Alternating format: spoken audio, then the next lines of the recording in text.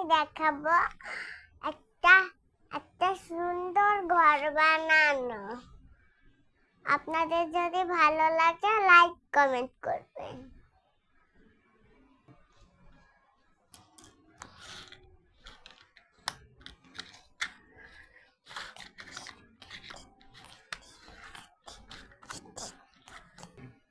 প্রথমে এগুলো একটার সাথে লাগাতে হবে।